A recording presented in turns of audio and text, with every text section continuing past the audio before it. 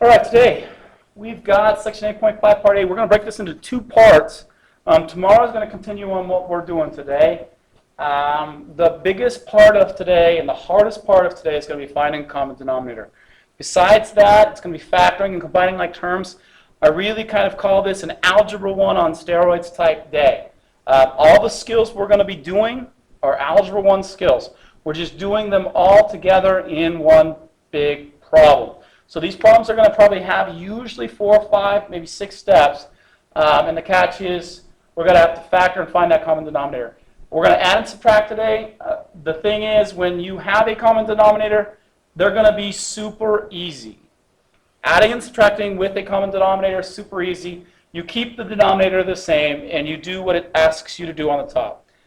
Adding and subtracting, unlike denominators, the first thing you got to do, and that's the hardest part, is find the common denominator.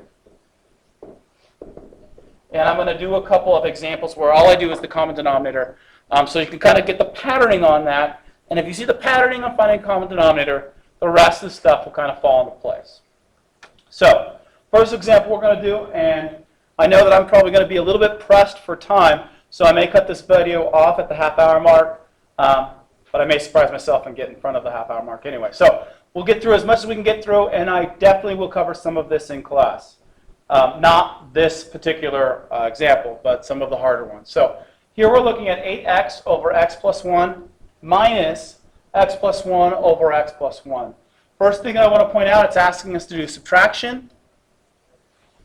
Next thing I want to point out is we do have a common denominator here. Common denominator is x plus 1, so this is a pretty straightforward problem. When we have a common denominator, just rewrite the new fraction. The new fraction will be the common denominator. So on the bottom we have x plus 1. Up top we have the quantity 8x. We will be subtracting, and then the quantity x plus 3. I will continue to prompt you. Make sure you put parentheses on both sides because you will make mistakes with positive and negatives if you do not do so. As you can see right now, I've rewritten it. At this point, all we have to do is simplify. That's what we've been working on the last couple of days, is simplifying. So here the denominator is going to be x plus 1. I will distribute the negative through, and that will become negative x minus 3, distributing that negative through my parentheses. Again, that's why I told you guys to put parentheses on there so you don't make that mistake. Finish the problem. That's going to be 7x minus 3 over x plus 1. That's your problem. Like I said, I think these are pretty straightforward. Common denominators are nice. Rewrite it, combine like terms, and simplify. You're going to get to a checkpoint right away here, and then we're going to look at that uncommon denominator stuff. There's your checkpoint. Go ahead, pause the video, unpause it when you're ready to move forward. Yes, this one's pretty easy, and yes, you will need to reduce this fraction or I will mark it wrong.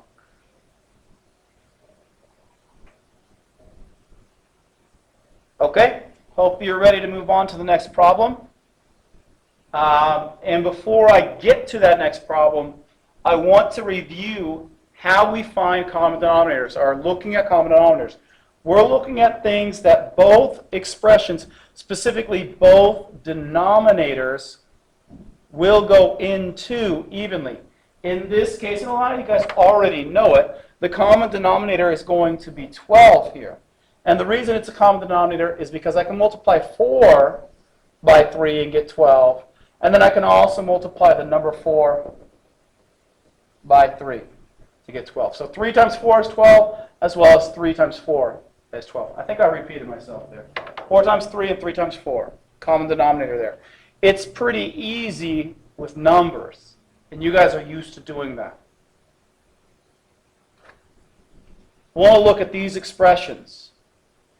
They will evolve to get to a little bit harder. First off, 12 and 15. Least common multiple of those, or the common denominator there, will be 60. Because 12 times 5 is 60, and 15 times 4 Hold on, I'll pause the video. Can you please follow extension 6000? All right, sorry about that. We had an announcement. Again, common denominator there is 60 because 12 times 5 is 60 and 15 times 4 is 60. 2x squared and 4x. The common denominator here is going to be 4x squared. And the reason it's going to be 4x squared is because that's the thing that I can multiply both these terms. I can multiply something by 2x squared to get 4x squared. In this case, it would be 2, because 2 times 2x squared is 4x squared. I can also multiply 4x times x to get 4x squared. So again, my common denominator is going to be 4x squared. I'm going to multiply different things, but I'm still going to get to that common denominator. Looking at x plus 1 and x minus 1, and the x plus 1 and the x minus 1 here, the common denominator on this one will be the x plus 2, the x minus 1, and then the x plus 1. All three of those terms are going to be the common denominator. For the x plus 2, x minus 1 expression, I will multiply by x plus 1 in order to get to my common denominator. For my x plus 1, x minus 1, I will multiply it by x plus 2 to get to my common denominator. Once again, notice I'm matching them up to get to that common denominator. And again, there's some patterning here. Looking at the next one, 3 times x plus 3 times x minus 2, and 6 times x plus 2. This common denominator is going to be 6 times x plus 3 times x minus 2 times x plus 2. It's a very big common denominator. For the left-hand expression, I will be multiplying by 2 times x plus 2 to get to my common denominator. And the right one, which is 6 and x plus 2, I'll be multiplying by the x plus 3 and the x minus 2 to get to the common denominator. And again, some of you guys at this point are starting to see the patterning on how we get these. My common denominator on this last set is trickier. X squared minus x minus 12. We need to factor that. I'm going to tell you that factors to x minus 4, x plus 3. You guys factor that on your own. And then my other expression, x squared plus 5x plus 6, would factor to x plus 2, x plus 3. Instead of looking at the trinomials, I'm going to look at my factored expressions. My common denominator is going to be here. All right, common denominator here is going to be x minus 4 times x plus 3 times x plus 2. For my expression x minus 4x plus 3, the thing I'd have to multiply that one by is the x plus 2 to get to my common denominator. For my x plus 2, x plus 3, the thing I'd have to multiply there is x minus 4 to get to my common denominator. And I'm not going to worry about the bottom one just quite yet. Again, we'd have to factor and factor, but I'm not going to do that. Okay? Look at all of these expressions once again. Common denominator and the connection that I want to see, or I want to show you guys right now, is this thing that I'm multiplying by to get to my common denominator. Realize they're different. This was 12 times 5 to get to 60. This one was 15 times 4 to get to 60. On this problem in blue, 2x squared times 2 got me to 4x squared. 4x times x got me to 4x squared. In red, x plus 1, x minus 1, and x plus 1, the x plus 1 was what got me to my common denominator. My other expression in red, I had an x plus 1 and x minus 1. The x plus 2 is what got me to the common denominator. In green, it was even trickier. This green was 3 times x plus 3 times x minus 2 I had to multiply by my 2 times x plus 2 to get me to the common denominator. And then for my 6 times x plus 2, I had to multiply by x plus 3, x minus 2 to get to that common denominator. And even trickier yet, in black, I had to factor and factor. After I factored, I had to see what my common denominator was and then figured out what my multiplier was in order to get there. Okay? Might be overwhelming right now. Just asking to see the patterning. And then we'll look at how to approach these problems. Okay? I have 2 fractions here, 2 over x minus 3 and 3 over 2x plus 3. I will tell you, the common denominator in this case is going to be x minus 3 times 2x plus 3. That's the common denominator there. My next expression, 3x over x minus 2 and 2 over x squared minus 4. I would factor to x squared minus 4 as x plus 2, x minus 2.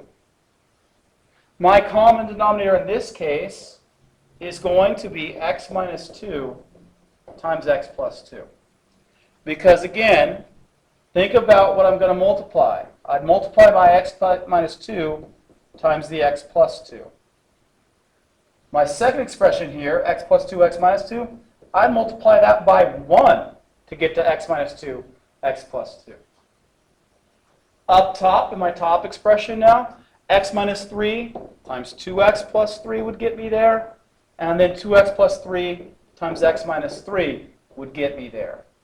Thinking about how we're getting from point A to point B. That's the key connection pieces. And again, what are we multiplying by to get there?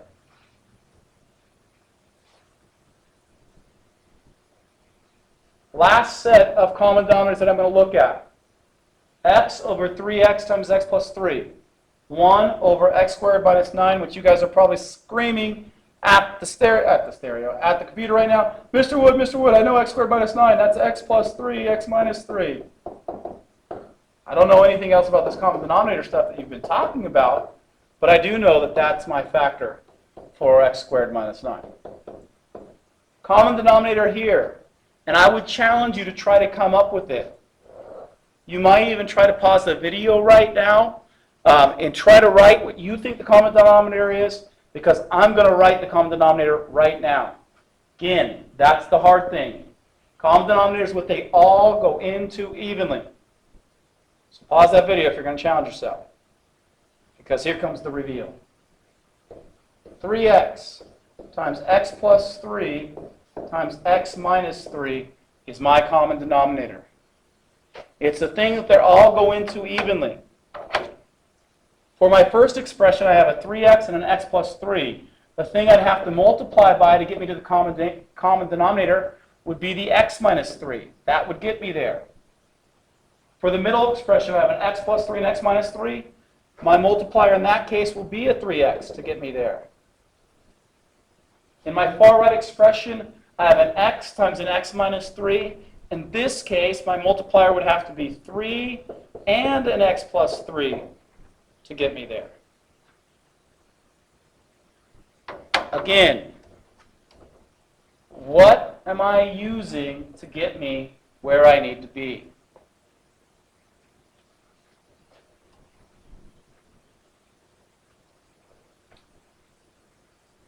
Here's our expression. 5 over 4x squared plus x plus 1 over 2x squared plus 4x. Mr. Wood, that looks overwhelming. No, the first thing I'm going to tell you to do is find a common denominator. In this case, we got 5 over 4x squared plus x plus 1 over 2x squared plus 4x. I'm going to tell you, factor it. We got 2x times x plus 2. 4x squared is already factored for us. Okay? So we've got a factor. That's always going to be the first step, so I'll write that down for you. Factor first. The second step on these problems is going to kind of be a little weird. I was taught this long ago in a galaxy far, far away. In fact, while we're at it, today's word of the day is going to be long, long ago in a galaxy far, far away. That's going to be today's magic phrase. Long, long ago in a galaxy far, far away. My math teacher told me to do fractions vertically. So I'm going to say my next step is going to be write vertically. Vertically is up and down, so that's going to be 5 over 4x squared, and I'm going to be adding x plus 1 over 2x times x plus 2. And as I said, I've got it written vertically. Here's what's going to happen. It's kind of cheesy, but it helps me remember, and I'm going to call it the magic mirror. Apparently it's a fairy tale day. So we're going to make a magic mirror. Here's what it looks like. And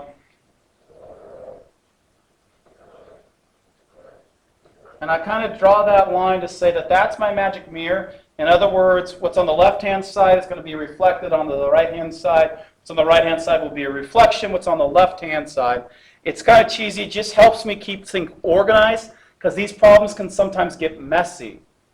So that's my magic mirror. Again, we're going to use the same thing, and hopefully you'll see the connection. On the right-hand side of the magic mirror, I want you to write the common denominator.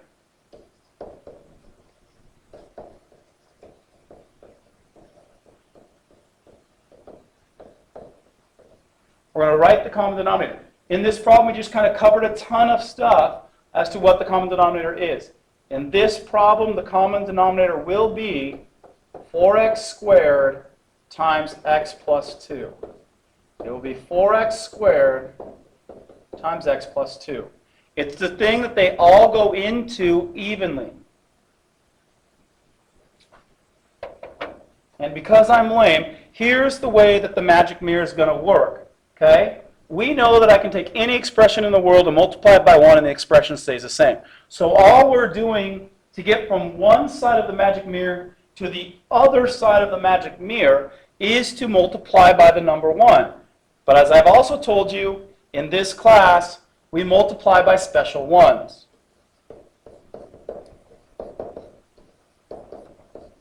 And I'm just going to write in parentheses special. Okay, the special one that I'm going to multiply. And this is what I've been talking about all day long. So this is your big connection piece right now. This is your unlocking part to be successful for the rest of the problems. I have 5 over 4x squared. I want to get to 4x squared times x plus 2 because that's my common denominator. So I need to multiply, this is what I've been talking about all day, 4x squared by x plus 2 in order to get to my other side of the mirror. If I multiply my denominator by x plus 2, I've got to multiply the numerator by x plus 2. And notice, oh me, oh my, I'm shocked to see that x plus 2 over x plus 2 is just another way to write the number 1 in a special way. So I'm multiplying 5 over 4x squared times x plus 2 over x plus 2, which is just multiplying by 1. And that's how we see that reflection in the magic mirror. So, distribute it. We don't need to do anything with the denominator. We've already written it there in black. Up top, I have 5 times x for 5x and 5 times 2 for 10. So I have the same thing on the left-hand side as I do on the right-hand side. Now my other expression in red, x plus 1 over 2x times x plus 2. The only thing I need to multiply this expression by, I have an x plus 2 already, I have a 2x, I need to multiply it by 2x. Because 2x times 2x gets me 4x squared. So I need to multiply by 2x. Notice that my special 1 is different here, but I'm still multiplying it by 1. We're going to distribute that all the way through. That's going to give me 2x squared, 2x times x, plus 2x.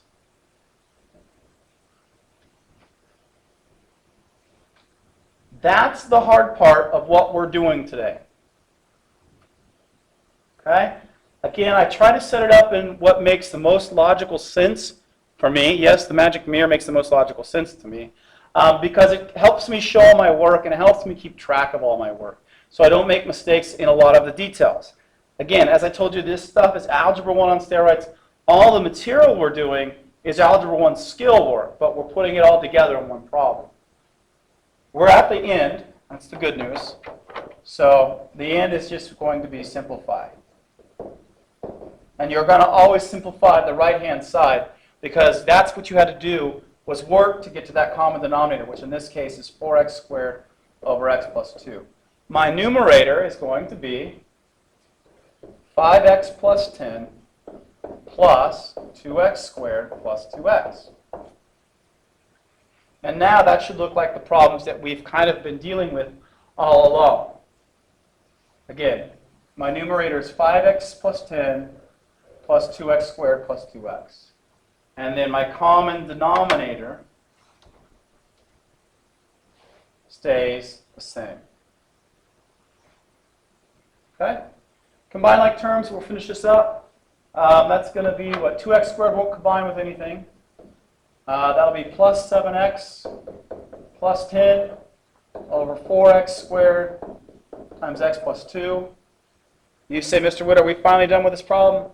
No, we're almost done. You got to check to see if you can factor that. In this case, I believe it's not factorable. Since it's not factorable, we are done. Okay? Again, common denominator is the key. Multiplying by 1 and using the magic mirror is kind of weird for you guys because we haven't done it before. But there's your top to bottom problem. Factor first, write it vertically. Make the magic mirror, write the common denominator, multiply by a special 1, combine like terms and simplify, and that's your answer. Like I said, this problem is not hard. It is all Algebra 1 skill work. However, it is a tedious and longer problem. Tedious and long. All right, we have a checkpoint on this. Go ahead and pause the video. And after that, I've got one more example, and then we will go. That's going to be it.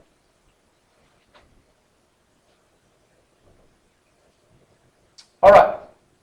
Hopefully you're ready to go ahead and move forward. Last example coming at you now.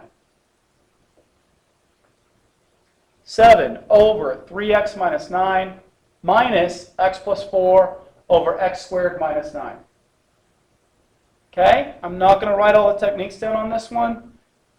It is going to be factor first. 3 times x minus 3, x squared minus 9, x plus 3, x minus 3. All right? Factored first. Next step, write it vertically. That's going to be 7 over 3 times x minus 3, minus x plus 4 over x plus 3, x minus 3. Next step, make a magic mirror.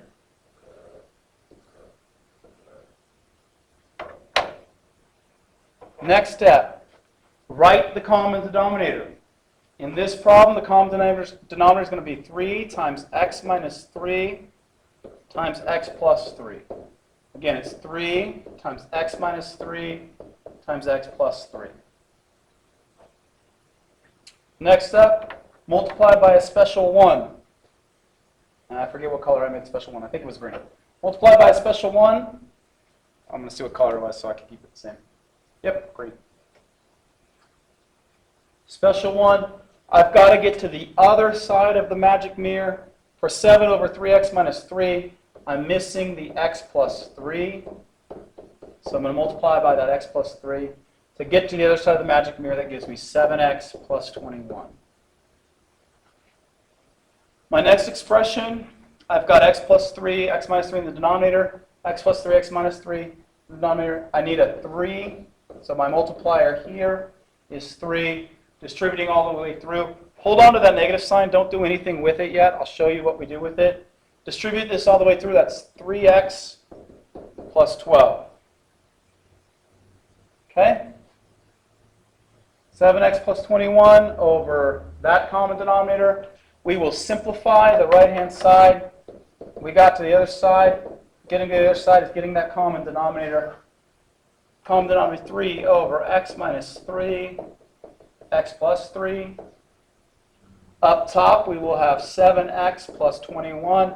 Notice this is the parentheses I'm talking about. Keep your terms in parentheses because mistakes with positives and negatives happen at the very end of the problem, and students have done all this work correctly, and they leave it as plus 12, which would be incorrect.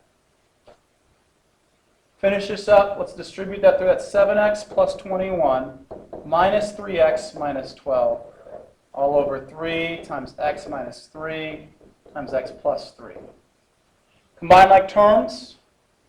7x minus 3x is 4x. 21 minus 12. What do we got there? Positive 9.